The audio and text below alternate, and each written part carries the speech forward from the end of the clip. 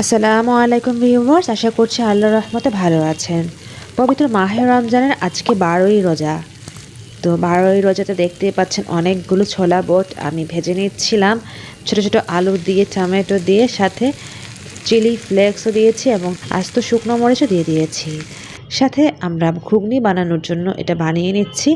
এটা হচ্ছে চটপটি ডালটাকে একদম ঘন করে ঘুগনি বানানো হয়। একটু বাগার দিয়েছি এখন। আর মা এদিকে দেখতেই পাচ্ছেন বানাচ্ছে হচ্ছে পেঁয়াজু। সেই আলু কুচি পেঁয়াজু কিন্তু দেখতে কতটা ক্রিস্পি দেখে নিশ্চয়ই বুঝতে পারছেন। ইয়েস, এখন প্রশ্ন হচ্ছে এতগুলো আয়োজন কিসের, তাই না? এতগুলো আয়োজন হচ্ছে আজকে আমাদের মনের আশা পূরণ হতে যাচ্ছে। আমাদের খুব ইচ্ছে ছিল যে আমরা আজকে নিচতলা ড্রাইভার ভাইয়াদের বা সবাইকে একটু ইফতার দিব। তো আজকে যেহেতু লকডাউন উঠে গিয়েছে, তো আমরা একটু দিতেই পারি, তাই না? আর এদিকে আলু মা ভেজে নিচ্ছে খুব সুন্দর করে ব্রেড ক্রাম দিয়ে, অরেঞ্জ ক্রাম দিয়ে। এতটাই সুন্দর অরেঞ্জ কালার ছিল, আর এটা কিনে নিয়ে আসা হয়েছিল। আমার খুবই ফেভারিট এরকম অরেঞ্জ ক্রাম। যাই হোক, এত আয়োজন করেছি ঠিক তাদেরই জন্য যাদেরকে আমরা ইফতার খাওয়াবো বলেছি। মনে মনে চিন্তা করে নিয়েছিলাম যে লকডাউন চলে গেলে বা একটু পরিস্থিতি ঠিক হলে আমরা ইফতার তাদেরকে খাওয়াবো। তো আজকে যেহেতু লকডাউন চলেই গিয়েছে, ভাবলাম ইফতারটা করিয়ে দিই সবাইকে। তাই আমি বেগুনিও ভেজে নিচ্ছি, এইদিকে পাশের চুলায় মা ভেজে নিচ্ছে সেই ডিম চপ, মানে ডিম আলুর চপ। এভাবে আমরা সবগুলো রেডি করে নিচ্ছি। আর আজকের ইফতারগুলি কিন্তু খুব সুন্দর হয়েছে, আপনারা দেখতেই পাচ্ছেন। আসলে আমাদের খুব ইচ্ছে ছিল খাওয়ানো, তো খাওয়াতে পেরেছি, এটা কিন্তু খুব ভালো লাগছে, তাই না? আর মনে হচ্ছিল যে না, একটা কাজ সম্পূর্ণ হয়েছে। এই লকডাউন বা এই সিচুয়েশনে অনেক কাজই তো আমরা করতে পারি না, অনেক বাধা চলে আসছে, তাই না? তারপর আমরা চেষ্টা করে নিয়েছি যতটুকু মানুষকে হেল্প করে নেওয়ার। এরপর যাই বেগুনিটাকে আমি একটু ক্রিস্পি করে, দেখতেই পাচ্ছেন ব্রাউনিশ করে ভেজে নিচ্ছি। আর এদিকে বেগুনির মধ্যে পানি চলে এসেছিলো, একটু মশলা মাখিয়ে নিয়েছিলাম। আমি সব মশলা ইউজ করেছি আজকে। তো পানিটা ঝরিয়ে নিয়ে আবার ব্যাটারে দিয়ে তেলের মধ্যে দিয়ে দিচ্ছি। বেগুনের চপ আমার খুবই ফেভারিট। আমার কাছে মনে হয় বেস্ট ইফতার আইটেম হচ্ছে বেগুনি আর পেঁয়াজু। সাথে তো খেজুর থাকতেই হয়, তাই না, যেহেতু সুন্নাত। যাই হোক, মায়ের দিকে মায়ের সেই আলু ডিম চপের এটাও হয়ে গিয়েছে, নামিয়ে নিচ্ছে। মানে আজকে আয়োজনটা আসলে খুব ভালো লাগছিল যে এত সুন্দর সুন্দর করে আমরা করছি, তারপর আবার মনের আশা পূরণ হচ্ছে। ওভারঅল একদম 100 মনে হচ্ছিল। তারপরে মনে হচ্ছিল যে আরও কিছু মানুষকে যদি খাওয়াতে পারতাম, এরকম মনে হচ্ছিল। যাই হোক, তো এই তো আমাদের রেডি হতে যাচ্ছে। এখন মনে হয়েছিল যে একটু মরিচই ভেজে নিই। আর এটা আমাদের এই জন্য বানাচ্ছি, আমার মার, আদনানের, আমাদের খুবই ফেভারিট। আমরা এরকম কাঁচামরিচ বাইট করে খেয়েই নিতে পারি, একদম ঝাল হয় না। আপনারাও খেয়ে নিতে পারেন। এটার রেসিপি কিন্তু আমার চ্যানেলে দেওয়াই আছে। খুবই ক্রিস্পি হয়, খুবই মজা হয়, একবার বানিয়ে খেয়ে দেখবেন। আর যারা ঝাল মনে করেন, মোটেও ঝাল লাগে না এভাবে বানিয়ে খেতে। তো দেখতেই পাচ্ছেন একদম কতটা সুন্দর হয়েছে বেগুনিটা। আমার এরকম টাইপের বেগুনি খুবই ফেভারিট হয়। আর আমার বেগুনিতে একটু তেল তেল হয়ে আছে, যার কারণে পেপারের মধ্যে সব কিছু নিচ্ছি। পেপারের মধ্যে নেওয়াতে কিন্তু সব তেল একদম চুষে নিয়েছিল। লাস্টের দিকে মনে হয়েছিল যে আমাদের বেগুনি বা আলুর চপ বা পেঁয়াজের মধ্যে কোনো তেলই নেই। যাই হোক, আর এরকম তেল চুষে নেওয়ার আরেকটা কারণ হচ্ছে যে আমরা সোডা ইউজ করেছি, জাস্ট অল্প একটু সোডা ইউজ করেছি, যার কারণে এরকম দেখাচ্ছিল। যাই হোক, আমাদের কিন্তু ইফতার প্রায় রেডি হয়ে গিয়েছে, মানে ভাজার পোড়া সব রেডি হয়ে গিয়েছে। আর যাদেরকে ইফতার দিব তারা কিন্তু ভাজা পোড়াই বেশি পছন্দ করে।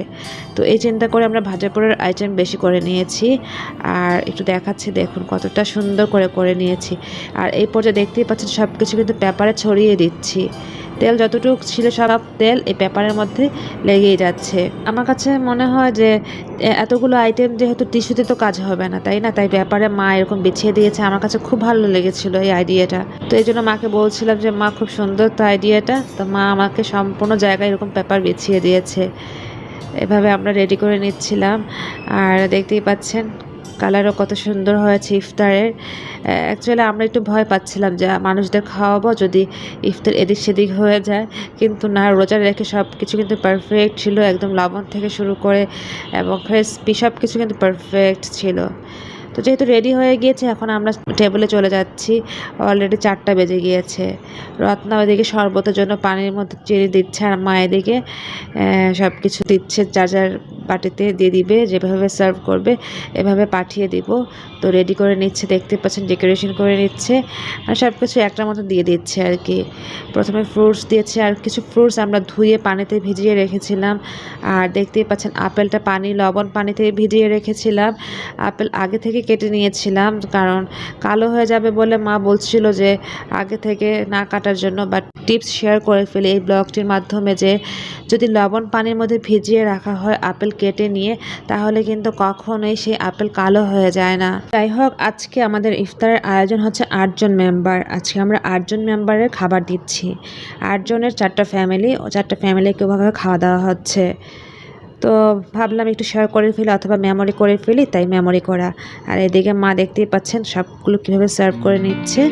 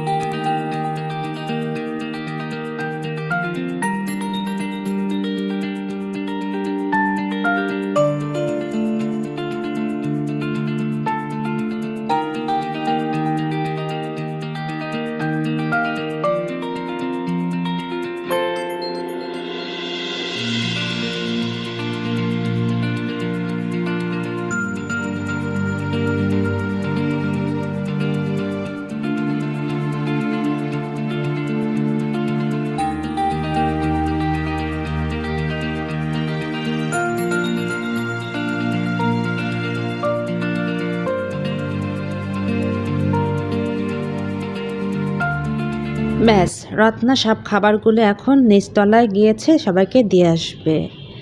তো এভাবে করে রত্না 3 থেকে 4 বার নিচে নেমেছিল। আর এখন আমরা রেডি করে নিচ্ছে আমাদের ইফতার। মা দেখতেই পাচ্ছেন মুড়ি মাখানোর জন্য রেডি করে নিচ্ছে, সরিষার তেল দেওয়া সব আইটেম এখানে মাখিয়ে নিচ্ছে। বাবার আমাদের খুবই ফেভারিট এরকম মুড়ি মাখানো। আর আজকে আদনান মসজিদে ইফতার করবে, তাই মসজিদে গিয়েছে, তাই মাই মাখাচ্ছে। সাধারণত আদনানই মাখিয়ে থাকে এরকম মুড়ি মাখানো। আর সব দেওয়ার পর এতটুকু রেখে দিয়েছে আমাদের জন্য। ওখান থেকে আমরা খেজুর নিয়ে নিয়েছি প্রথমে। আমরা ইফতার আইটেম বেশি রাখিনি যেহেতু আদনান নেই, তারপর অনেকগুলো ছিল, খাওয়ার পরও বেঁচে গিয়েছিল, এগুলো রেখেছে আমাদের জন্য। এখন আজান দিয়ে দিবে, আমরা আমাদের প্লেটগুলো গুছিয়ে নিচ্ছি। রত্না, আমি, বাবা, মা 4 জন। আজকে অনেক পানি তৃষ্ণা লেগেছিল, 2 গ্লাস শরবত খেয়েছি, একটা লেবুর শরবত আর একটা হচ্ছে ফস্টারের শরবত।